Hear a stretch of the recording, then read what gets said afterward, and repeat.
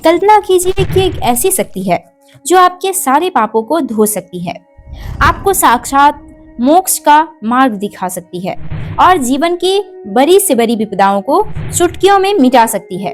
क्या आप जानते हैं कि साल में एक ऐसा समय आता है जब भगवान विष्णु खुद क्षीर सागर में शेषनाग के सैया पर विश्राम करने चले जाते हैं।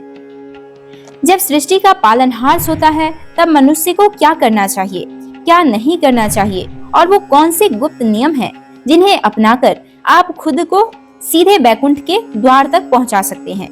आज के इस वीडियो में हम आपको उस रहस्यमयी 4 महीने के कालखंड यानी कि चतुर्मास के बारे में बताएंगे, जिसके बारे में भगवान श्री कृष्ण ने खुद अर्जुन को विस्तार से समझाया था। अंत तक बने रहिएगा क्योंकि यह जानकारी आपके जीवन की दिशा बदल सकती है। आषाढ़ मास के शुक्ल पक्ष की एकादशी को देवसैनी एकादशी कहा जाता है।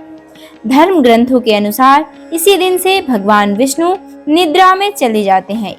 युधिष्ठिर के पूछने पर भगवान श्री कृष्ण ने बताया कि यह व्रत अत्यंत पुण्यमयी है जो स्वर्ग और मोक्ष दोनों प्रदान करने वाला है। जो मनुष्य इस एकादशी से कार्तिक शुक्ल एकादशी तक पूरी श्रद्धा और विधि विधान से भगवान विष्णु की भक्ति करता है उसे तीनों लोक के देवताओं का आशीर्वाद मिलता है। जब भगवान विष्णु सो जाते हैं तो वह 4 महीनों का समय चतुर्मास कहलाता है। इस दौरान सांसारिक भोग विलास को त्याग कर धर्म का आचरण करना चाहिए। भगवान श्री कृष्ण ने अर्जुन को बताया कि चतुर्मास में जमीन पर शयन करना और सात्विक आहार लेना चाहिए। सावन में साग, भादों में दही और अश्विन में दूध और कार्तिक में दाल का त्याग करने का विशेष महत्व है। जो मनुष्य इस पूरे काल में ब्रह्मचर्य का पालन करता है वह परम गति को प्राप्त होता है। इस दौरान की जाने वाली पूजा की विधि भी बहुत दिव्य है। सबसे पहले भगवान विष्णु की प्रतिमा बनाकर उन्हें स्नान कराना चाहिए, फिर उन्हें सफेद वस्त्र पहनाकर तकिएदार सैया पर सुलाना चाहिए।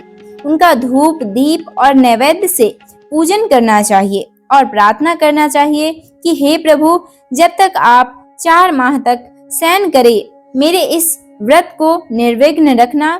शास्त्रों में चतुर्मास में किए गए दान और तप का फल अनंत बताया गया है। जो मनुष्य मंदिरों में रंगीन बेल बूटे बनाता है यानी कि रंगीन पेंटिंग बनाता है वह 7 जन्मों तक ब्राह्मण कुल में जन्म लेता है। जो भगवान को पंचामृत से स्नान कराता है वह वैभवशाली होता है। जो रोजाना गायत्री मंत्र का जाप करता है या वेदों का पाठ सुनता है वह पापों से मुक्त होकर यशस्वी बनता है। यही वह समय है जब मनुष्य प्रजापत्य और चंद्रयान जैसे कठिन व्रत भी कर सकता है, जिससे शारीरिक कष्ट दूर होते हैं और आत्मिक शुद्धि होती है। जो लोग इस दौरान सूर्य भगवान को अर्घ देते हैं, गाय का दान करते हैं या ब्राह्मणों को भोजन कराते हैं उनकी आयु और धन में अप्रत्याशित वृद्धि होती है। अंत में जब कार्तिक मास का शुक्ल एकादशी आती है जैसे कि देवउठनी एकादशी, तब भगवान विष्णु अपनी निद्रा से जागते हैं। तभी से मांगलिक कार्यों का पुनः आरंभ होता है। चतुर्मास सिर्फ एक व्रत नहीं है बल्कि स्वयं को भगवान के करीब ले जाने का एक सुनहरा अवसर है। इस दौरान की गई छोटी सी भक्ति भी बड़े बड़े फल देती है। याद रखिए, किसी भी समस्या से निकलने के लिए किसी दूसरे का बुरा करने की आवश्यकता नहीं है, बस भगवान पर पूरी श्रद्धा और विश्वास रखकर सत्कर्म करने की आवश्यकता है।